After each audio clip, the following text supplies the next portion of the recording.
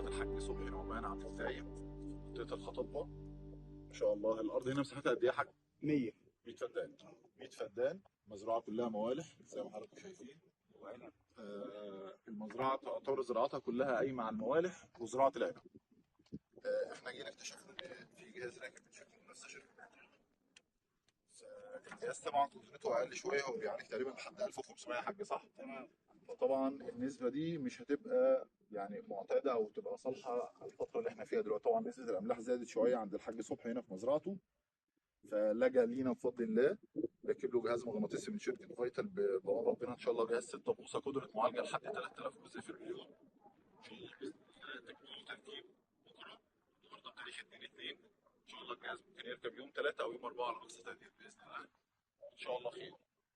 فلو حضرتك برضه يا باشمهندس كده تاخد صوره كده للمزرعه قبل، علشان برضه ان شاء الله بعد التركيب بفتره كده هنيجي نصور برضه.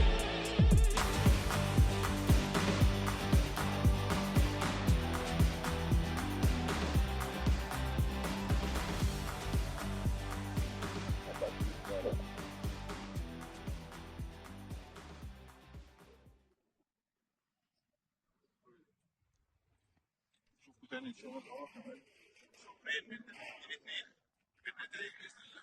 رحله جديده من رحلات البحث عن الذات واثبات الذات.